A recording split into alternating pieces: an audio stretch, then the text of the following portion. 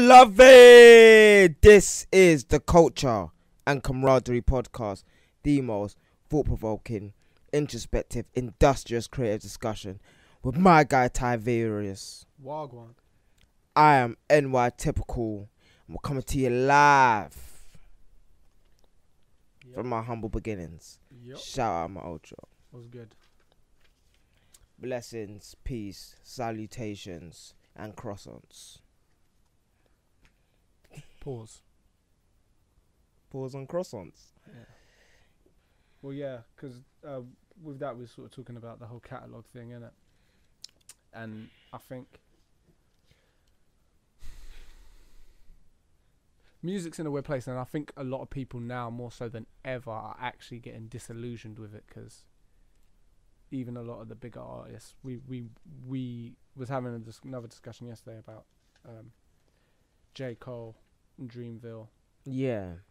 and everything that's going on with them and the artist that is not just on their rosters, but him himself, J.Cole himself, his legacy, him being ready to fall off. Because I think, His new album called The Fall Off. yeah, I can't wait. yeah, Because it's with me, it's usually every other J. Cole album. So, well, actually, for you like Forest Hill Drive. Yeah, I love Forest Hill Drive. I love But you Friday didn't Night Lights. You didn't like I liked Spawn Your to Eyes Order. Only.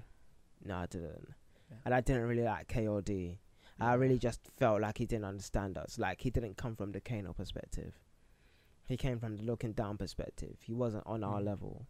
Yeah, but I think, do you know what? He wasn't dealing with the pain but that we were dealing To be with. fair, to he be humbled. I honest. feel like he slowly began to face up to that, and just from what I've seen him talk about, and even with just the way he sort of, I think him jumping into the kind of hits that he did, and just some of the songs that he's worked on, I think he's shown he's sort of humbled himself from that perspective, and kind of, Yeah, like his stuff on Revenge of the Dreamers, like it's more his pace, right? And that is great. It's like, but when you talk about the new school or like just the me school, which is like funny because I'm not really a part of it, but I know that place. It's like hard for me to listen to someone like J. Cole speak like that about some shit like that, which is why when it comes to The Fall Off, like I'm hoping this is going to be like a great album about just himself, introspective, black album type stuff, and like really give it all. At least that is my hope. Like, I can't even say what he should or shouldn't do as an artist, but like really I just want something great if this is going to be his last album. Yeah, fam. yeah, we'll see, Because like, we'll see. You can never know. I just think he's in, like, just as a creative, like he's in a good place. You know what I mean? He's done all that he really needs to do within music. He's got a great roster of artists underneath him. has he? Not a great talent. Yeah, Earthgang. No, I mean, has he done everything he needs to do? Maybe not every. Well, as a within rap. JID and Reason is so sick, fam. Sorry. No, JID's crazy. JID's Have you crazy. listened to Reason? Reason. What is it? His album? No, have you listened This to one? Reason? No. That's what I'm saying. What's Reason? Is it? Yeah, Is it just Reason's a song? got a good album. Reason. Oh no, I haven't Reason's listened an to it. artist, yeah.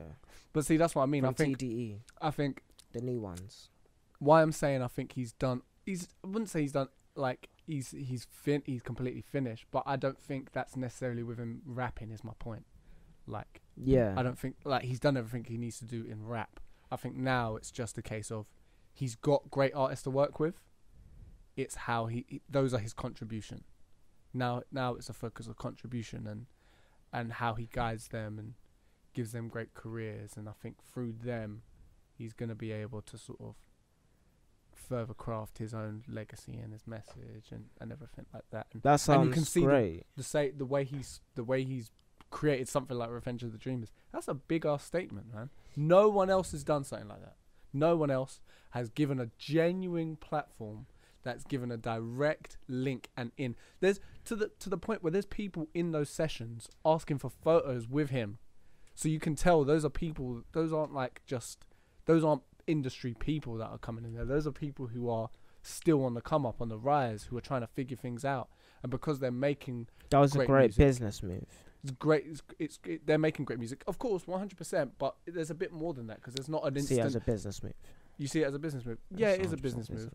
But I also, Because he doesn't know anyone, he works by himself. He's like known for platinum, no features, all of that dumb stuff.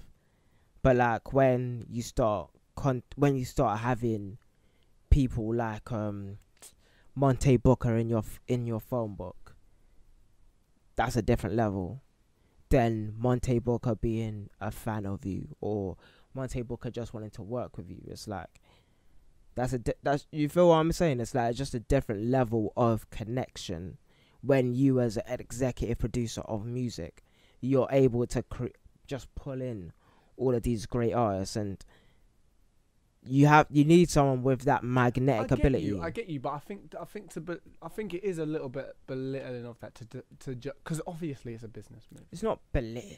Not that it's belittling. That's massive though. But we like. But I feel like we shouldn't put emotion. Like there's certain things that I just say that it doesn't need emotion to it, because that's like unemotionally when you just look at it, it's like he needs that.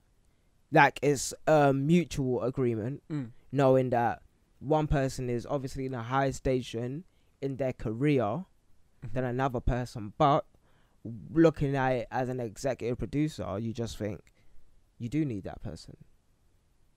You just need him, sort of thing. So it's like, well, it's an asset. Yeah, like, and that's a good thing, and it's positive to have people like that. That's probably too strong of a word, but I mean, to take away, you don't want to take a. I don't think. How can I say this? I don't think it should be taken away from him the fact that he is doing that. Okay, I'm not trying to do that. It's still an investment, because that's obviously people are going to. It is a business move in the sense that it's the building of a relationship. But I think if there's any way you're going to build a relationship, it's bringing genuine value to the people that you're creating that relationship with, because that's an investment. There's not really anything Monte Booker, because he didn't even. The funny thing about it is none of Monte Booker's productions actually got onto the final album. That's cool. That's even better, fam. But that's what I'm saying. It's like that alone just shows that he's moving in the right direction in terms and of that the way he's is approaching a production move as a business person and an artist.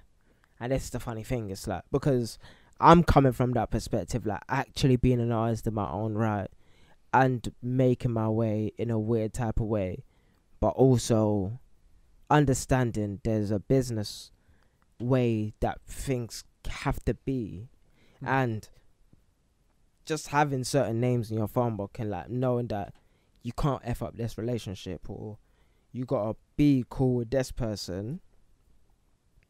It's just part of the game. There's gotta be a politics in that, and like that's kind of like the side that Ari Lennox was talking about when she was like, oh, I don't really like this and I don't really like that, and it's just too much hassle. I just want to make music and all of that stuff. That's cool, Ari. That's fine. I'm J.Cole. I'm your boss, or I'm your label head or whatnot. I'm gonna do that for you. But it's not. I'm gonna politic. Because I'm gonna bully for you because you don't want to do that for yourself, and that is the point of having a label. Really? But not really. Like, because when you... What? It is the point. It is the point, but that's not necessarily really how it goes. There's nuance. There's more. It's more nuanced than that. So Ari Lennox should know every event promoter in every city that she's because going when she's to, complaining, because we don't know what exactly she's complaining about. Because okay, because we can go to the videos. No, well, actually, I didn't know exactly what she said. She might have specifically been complaining about those things, but if she's complaining about those things, and that's what J. Cole should be doing, so then he's not doing that. It's a business thing. It's like when an artist is complaining about being tired of this whole touring and doing all, like, first of all, Ari Lennox and Summer Walker have had great numbers, and both of them are prone to complain, just like Early Scissor was as well. Early Scissor was prone not to complain, but to just not put out music. Like, I remember S and Z and the massive gap between that and Control. So like, cause I like we were talking about SoundCloud before. I was there for all of that. I was there for SZA. I was like, Z when she was talking about what's called again. I believe she done Teenage Fever on Z. No, not Teenage Fever. What's that name of that tune?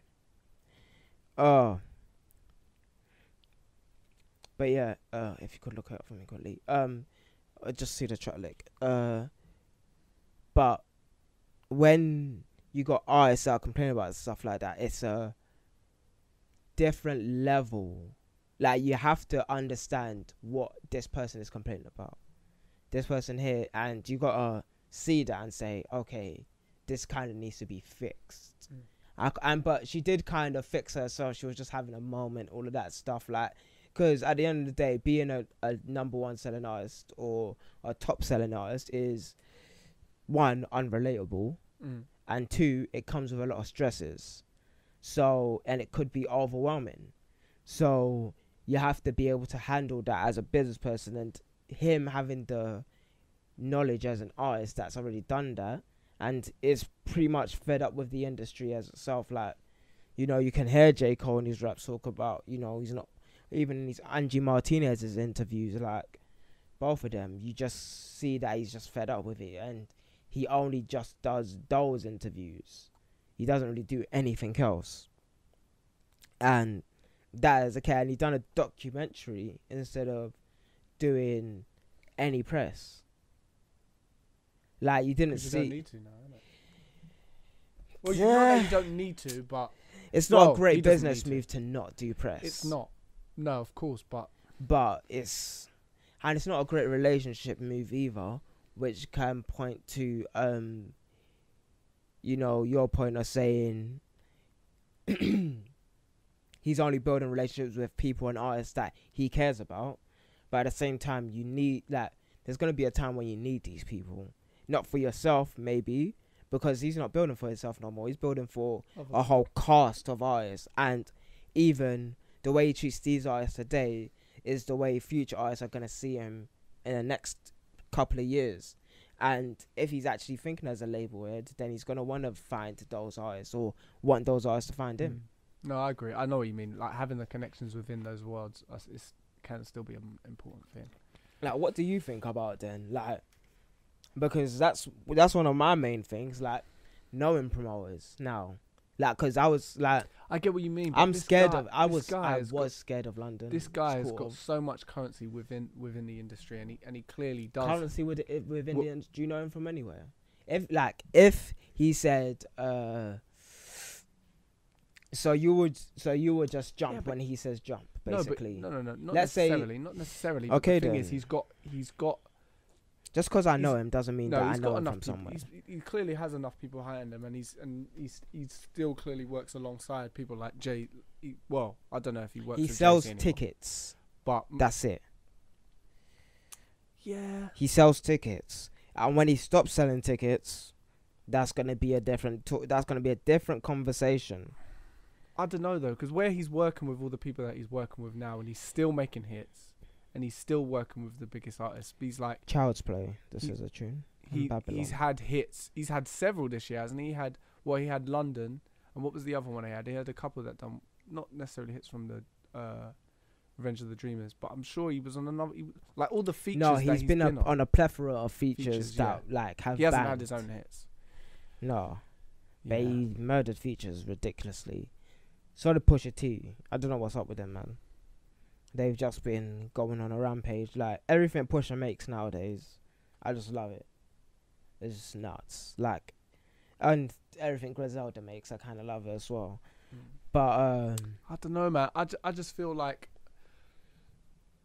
yeah, I get what you mean. It kind of, it's important to an extent. But I don't know, there's just something in me that just says, if you've got the power and the willingness to sort of forge a path for yourself using what you've built thus far, and at least making the attempt to set an example that all these sort of antiquated ways of promotion, I wouldn't say necessarily antiquated, but ways of promoting, like, such as the press and all these sort of interviews where they're going to ask questions that you don't really necessarily want to even go into, or you, in your soul, you feel just doesn't correlate with how you want to create and how you want to put it out there and how you hope people will receive it. I think at least make an attempt to go beyond and past that can be an important thing. Creating your own channels in which you connect with people, and using things like documentaries and the internet and the people that you are working alongside to sort of build that net and build that strong foundation to be able to build not just for yourself in the future, but for the people that are now under him and he's helping grow. I think it's an important thing to at least try and attempt that. Whether this is a long term, to attempt what he's doing now, where he's trying to just focus on the interviews that he wants to do and the promotion that he actually wants to do, that's speaking the most to his soul. Because clearly that's the reason why he's doing it. That sounds so gay. It does. But it's like, at the same time, but I don't know what you mean by that, actually. Like, what? It doesn't... What do you mean by that? It just... What do you mean? Like, it almost sounds like, and this is me playing devil's advocate here. I hate devil's advocate. The devil doesn't need an advocate. So this is me playing counter, which is, it almost sounds like he's ungrateful for the attention that he gets. Why? That's... Why? It can be considered ungrateful for the attention. Why? Because there are people that want to speak to you, and there are people that would love to probably have a conversation like he has with Angie Martinez, but he wouldn't even afford them the luxury to try. But how do you know that? Because when we're talking because really, you don't know, on the behind the scenes, he could be a little bit divish in the ways that it's like he just comes to the station, does an interview and goes. And like, when you're doing a press run, yeah, like, the New York press run, which is like, it's all within like blocks and buildings of each other, from my understanding. Haven't been on a press run in in New York yet, but I know in the UK it's pretty much like that as well. But yeah, like, you have attention, and there are other people who you should have relationships with, at least fair relationships with, or even fair weather relationships. Like, and this comes from someone who doesn't really like talking to people in general. Like, and not really, don't really like talking to people, but just doesn't have the standard type of conversation. And in a certain type of way, you hear someone talk about, I'm not going to do press, or someone say no more interviews, and think, okay, like, let's look at Big Sean.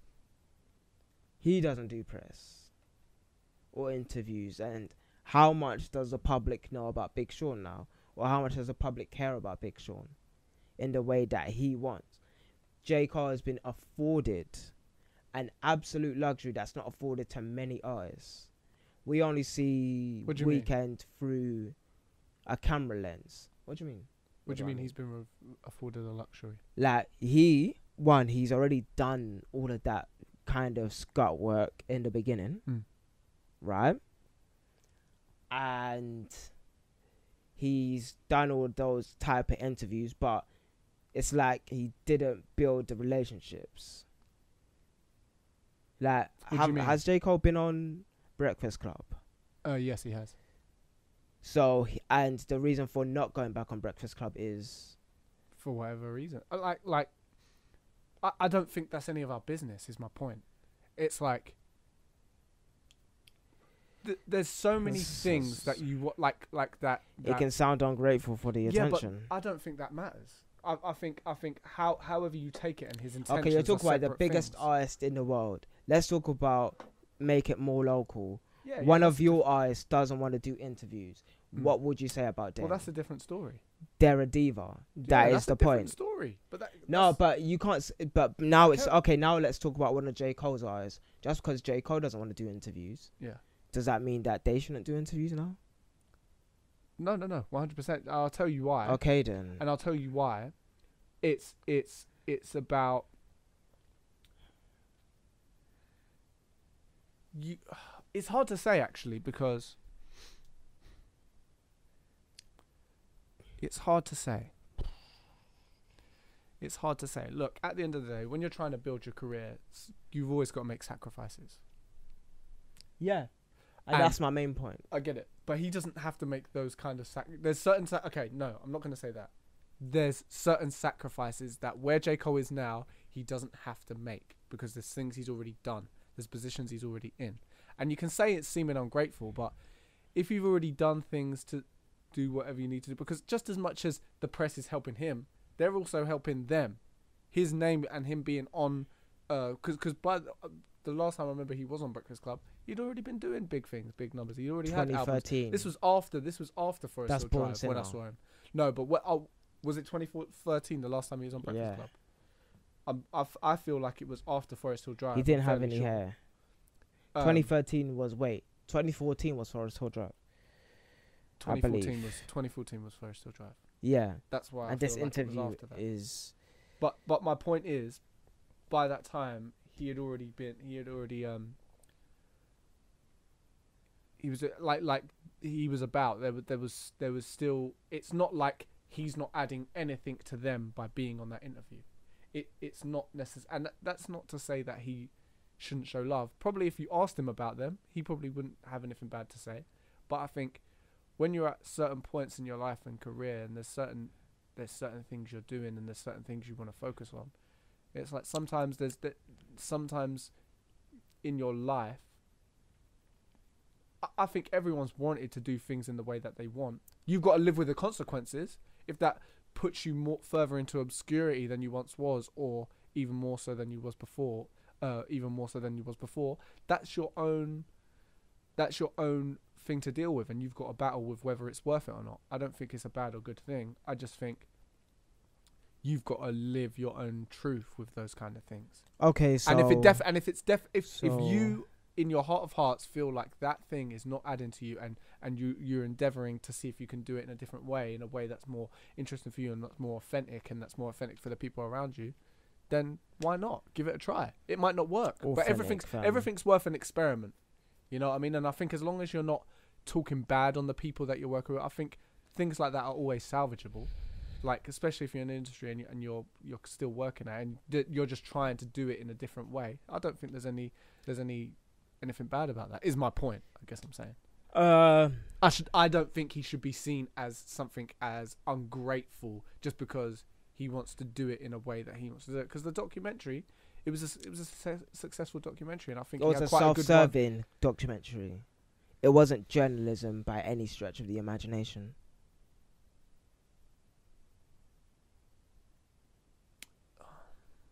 But isn't it? But if we're talking about him going on these press runs because it's something that he needs to do, then isn't that still just as self-serving as if him doing the documentary? Because journalism, one, journalists have an agenda, and two, if the agenda is the truth or to find the true you, rather than the you that you want everybody to see.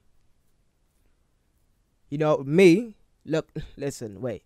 Let me put it in this perspective. I'm an artist. I'm quite open with myself and all my shortcomings and all my longcomings as well. Pause. But pause. What the fuck? But I thought that was gonna be funny, but you know, we need to censor that shit, bro. But no, let's move on. But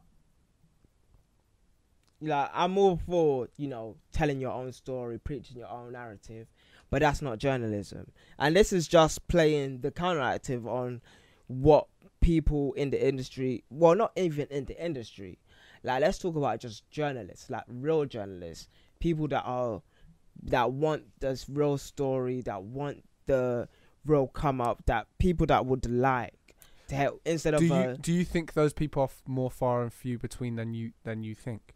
And are you talking about people who aren't necessarily people like the Breakfast Club, the real journalists, or the Power? Was it Power 106, Hot 96, Hot 97? I mean, yeah. Are you talking about people aside from these people? There's the hip hop journalists, and then like there's like Rap Radar, Elliot Wilson, or Charlemagne, or Big Boy, and who's a hot? Well, Charlemagne's only like hard hitting one, like the in depth one, really out, and like let me not try and break down the hip hop journalists right now. Yeah, but my point is, I'm just talking about those or not. Are you talking about people who? I'm talking about like just people that are interested in journalism, that are interested in another perspective of what J.Cole would want is, or someone who wants to explore him or explore the story from a different perspective. They won't be afforded that luxury because he wouldn't speak to them. Well, when do you say no though? Because he can't speak to everyone. You don't need. Well, because he did speak to someone. It's not that he didn't. He had a conversation. He had a conversation about what he was thinking. And she asked him questions that a lot of people might want to know. And I can't remember exactly how in depth she went in on it. But I don't know what you expect, because it's like the way you're talking is like there's this expectation. But that's what I'm saying. It's like this is the thing with people with people who are creating. Everyone's their own person. They have the openness to make their own decisions, and especially if you've put the work in and you've made the sacrifices and the decisions already in a place that you're already at. I think you've got the. I feel like you're. Well, I'm just like I like wearing the Defender Creatives cape, but there's also the understanding of the business cape that like we have to not be so naive on and think that we are like bigger than the game, because that's what like, because there's a lot of arrogance in The Bachelor that I'm realizing now, and I just want to start getting away from that, which is the only reason why I'm speaking like this, is because like there's obviously this thing that I speak about on my website nytypical.net called The Arrogance of The Bachelor. It's like one of my articles, and it just speaks about how, because we have a little bit of information or a lot of information at our disposal, we think we can act in whatever way we see fit, or we have the best critical analysis of all things, but maybe we don't. And that is really the point. It's like maybe it's not the person that really likes you that you should be having a conversation with. Maybe it's a person that enjoys what you do but is trying to discover you again for the first time. Maybe it's that person, not someone that has you feeling like they're your brother or child or sister or son. That's really my point. Like I just don't want us to get arrogant in the way of our information now, because in 2024 it's going to be all different. Trust me. I don't know. I get what you mean, and I do think that. Hey, we can talk about this again. Oh yeah, I feel like you have to do what you gotta do, but I also think, you're still your own person, and I think. I didn't say don't be your own person. Yeah, I just said, listen. Well, we don't know why he's doing it. Maybe your words we never is will. in the best way. So. We never will. We don't know what he's doing. We don't know what's going on behind the scenes. We don't know the exact relationships he's got.